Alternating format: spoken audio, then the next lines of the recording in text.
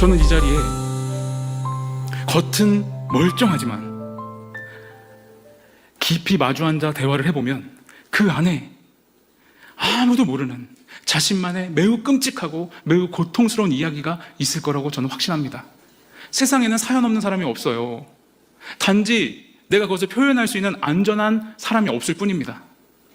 뭔가 내 안에 억눌린 게 있는데, 뭔가 내 마음에 답답함이 있는데, 정확히 뭔진 모르겠는데, 다 지난 일인데 여전히 무언가 나를 누르고 나를 답답하게 하고 나를 힘들게 하는 나 자신만의 고통이 있다는 겁니다. 그것은 내가 기억나는 고통일 수도 있지만 기억하지 못하는 고통일 수 있어요. 여기서 누군가가 목사님 저는 그런 거 없어요. 저는 물론 어렵게 컸습니다. 그런데 제가 하나님의 은혜 가운데 변화되었고 이제 다 지난 일이 됐어요. 저는 이제 주님 안에서 새로운 피조물입니다. 이전 것은 다 지나갔어요. 새로운 사람입니다. 이렇게 얘기할 수 있습니다. 존중합니다. 그러나 제가 거꾸로 물어보고 싶은 것은 결혼 앞둔 여성이 있습니다. 남자친구랑 교제를 해서 결혼하려고 하는데 다 좋은데 이상하게 불안해요. 왜 그럴까요? 믿음이 부족해서일까요? 의심이 많아서일까요? 그렇지 않습니다. 기억하고 있는 거예요. 무언가 두려워하는 자신만의 이야기가 있는 겁니다. 우린 저마다 다른 방식으로 자신만의 기억 속에서 살고 있는 거죠. 현상 그대로를 보는 게 아니라 그 현상을 둘러싸고 있는 우리만의 관점이 있는 것입니다. 우리는 저마다 다른 이유로 각자의 불안을 느끼면서 살아요. 아직 일어나지도 않은 일에 대해서 불안합니다. 혹시 그렇게 잘못되면 어떨까 두렵습니다. 근데 머릿속으로 이성적으로는 아직 그 일이 일어나지 않았다고 생각을 해요. 근데 내면적으로는 내 이성과 상관없이 말할 수 없는 두려움에 붙잡히는 겁니다. 실패하면 어떡하지? 성공하지 못하면 어떡하지? 망하면 어떡하지? 사람들이 날 비난할 텐데, 다시 재기하기 힘들 텐데, 어떡하지? 이것이 우리의 딜레마고 우리의 고민입니다.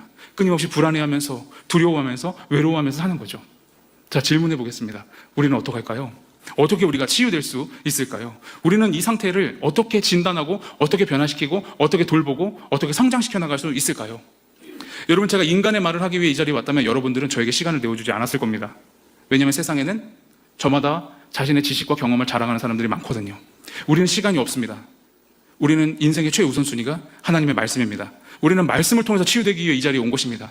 말씀을 통해서 깨닫고 말씀을 통해서 변화되고 말씀으로 살아나기 위해 이 자리에 온 것입니다. 저는 저의 지혜를 말하지 않겠습니다. 저의 통찰을 말하지 않겠습니다. 오히려 이 말씀을 근거해서 말씀이 치유할 수 있다는 확신을 가지고 오늘 이 자리에 선 것입니다. 저는 여러분에게 예수님을 만나서 치유됐던 한 사람을 소개하려고 합니다. 제가 오늘 소개할 사람은 베드로입니다. 베드로 어떤 사람인지 아시죠? 예수님 정말 사랑하는 사람이었습니다. 예수님을 매일 앞서서 따르던 사람이었습니다. 그런데 우리가 아는 대로 이 베드로는 어떻게 되었나요? 끝내 그 믿음을 지키지 못했습니다. 그 신뢰를 지키지 못했어요. 그리고 예수님을 배반했고 3번 부인했습니다. 예수님이 부인할 거라고 말해놓고 부인을 했기 때문에 베드로는 엄청난 죄책감에 휩싸였습니다. 그리고 베드로가 선택한 것은 다시 물고기를 잡으러 가는 것이었습니다. 베드로는 예수님을 맨 앞에서 사랑하며 따랐지만은 예수님이 돌아가시는 걸 목격하고 나서 이제는 다 절망한 채로 나 이제 돌아갈래 라고 말한 겁니다.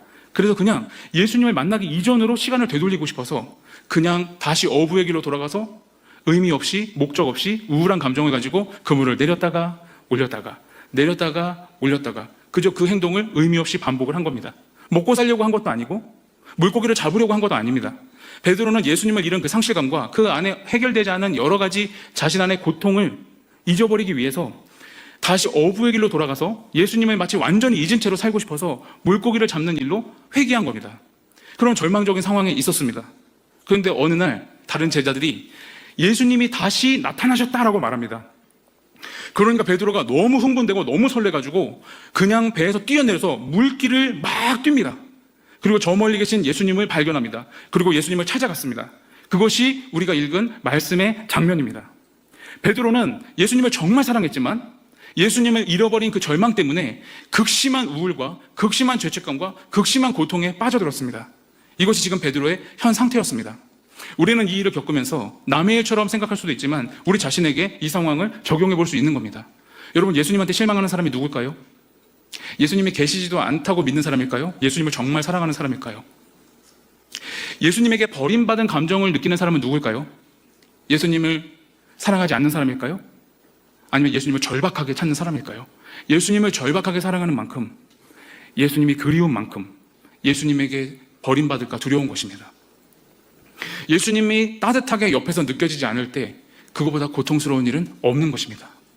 베드로 역시 그랬습니다. 그런데 우리는 그 상황에 놓이면 자기 자신을 바라보는 관점을 어떤 마음으로 자기 자신을 바라볼까요? 자기 자신의 형편을 비난합니다. 자기를 정죄합니다. 그리고 자기를 미워합니다. 자기 싫어해요. 충분하지 않다고 생각합니다. 만회하려고 합니다. 더 기도하려고 하고, 더 봉사하려고 하고, 더 하나님의 말씀을 읽으려고 하고 몸부림을 칩니다. 그런데 이런 절망의 계절을 맞이하게 되면 어떤 방법도 소용이 없어요. 이 우울감이 한번 찾아오면 어떤 노력도 소용이 없습니다. 하나님의 팔이 짧아서가 아닙니다. 내 믿음이 부족해서가 아닙니다. 이런 계절을 우리가 인생에서 꼭 만나게 됩니다. 아무 노력도 소용없는 그 순간이 우리 인생에 필연적으로 찾아옵니다. 그때는 철저히 혼자인 것처럼 고립되어서 이 고통을 오롯이 혼자 겪어야 하는 사방이 막힌 벽을 느낄 수밖에 없는 거죠. 그때 나의 시선은 너 왜 그래? 너 뭐가 잘못된 거야? 너 도대체 뭐가 문제야? 이렇게 질문합니다. 저는 이렇게 제안드리고 싶습니다. 그 질문은 매우 끔찍하고 무시무시한 자기 학대적인 질문입니다. 저는 그 질문을 따뜻하게 전환시키고 싶습니다. 너 무슨 일을 겪은 거야? 너에게 무슨 일이 있었어? 너한텐 그럴 만한 이유가 있을 거야. 남들이 모르는 너만의 이유가 있을 거야. 여러분, 어떤 일을 겪으셨나요? 다 지난 일이지만 우리는 우리 인생에서 어떠한 일을 겪은 겁니다. 그리고 그 겪은 일이 우리의 삶에 고통을 가져다주고 있는 거죠. 저는 과거로 회귀해서 과거에 매여서 과거에 종속돼서 살자는 게 아니라 과거를 있는 그대로 바라보고 과거를 수용하자는 겁니다. 과거의 나도 나고 오늘의 나도 나고 내일의 나도 납니다. 내가 예수님을 모를 때의 그 나도 예수님이 사랑하셨고 오늘의 나도 예수님이 사랑하시고 내일의 나도 예수님이 동일하게 사랑하십니다.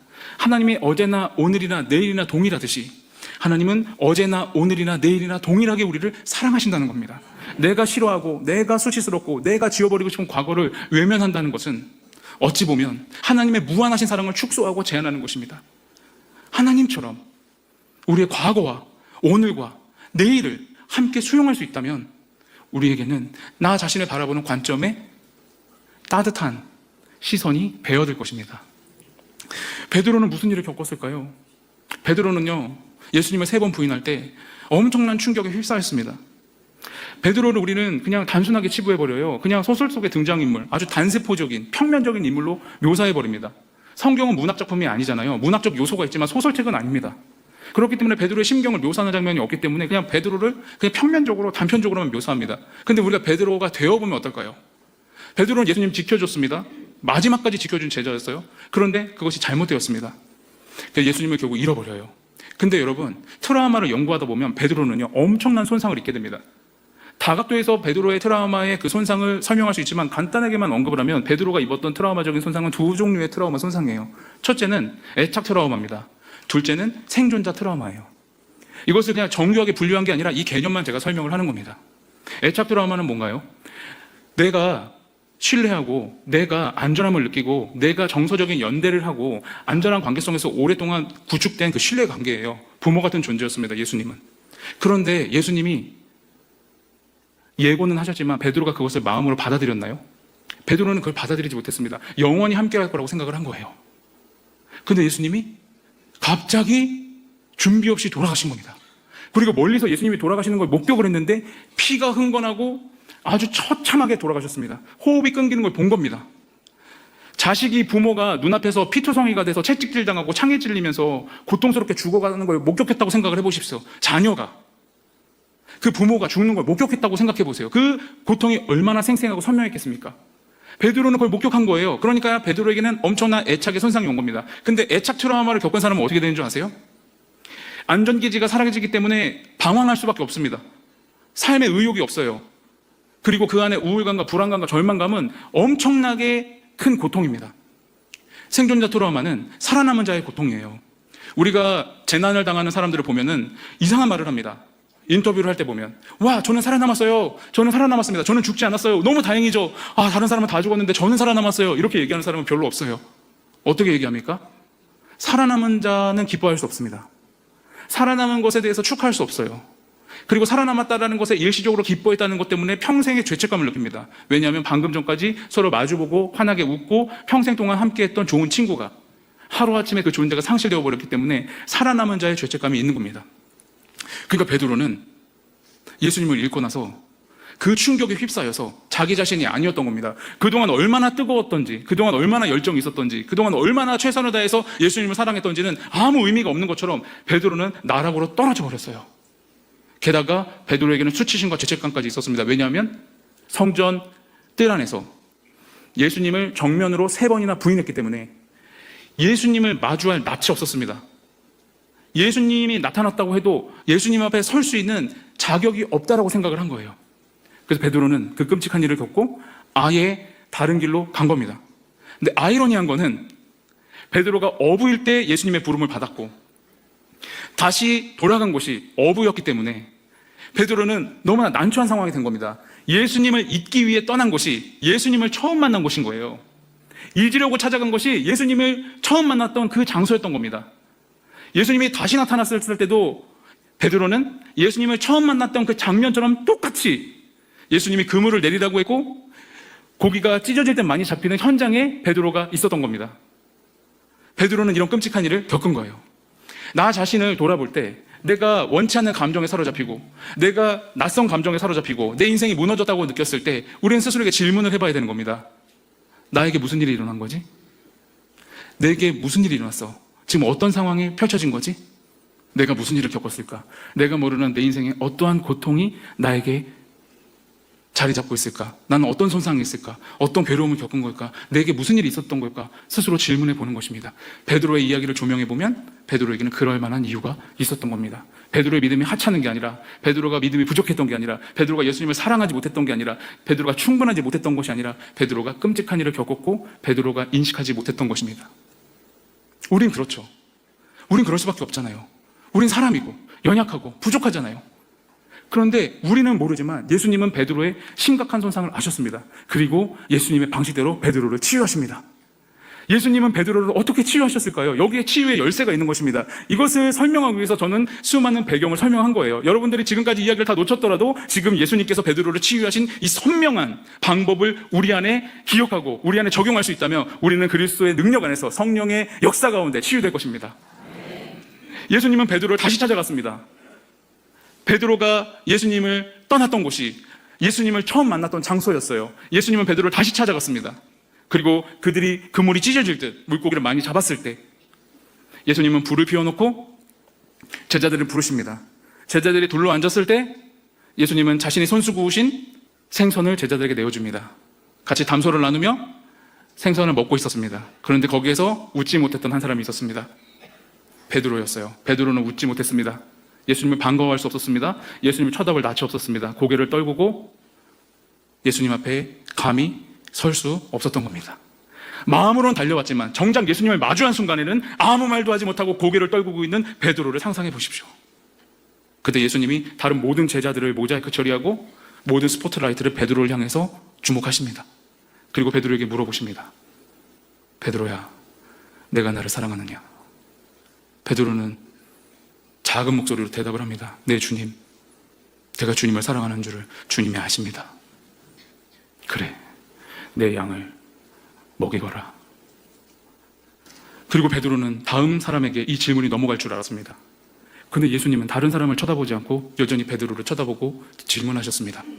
베드로야, 내가 나를 사랑하느냐?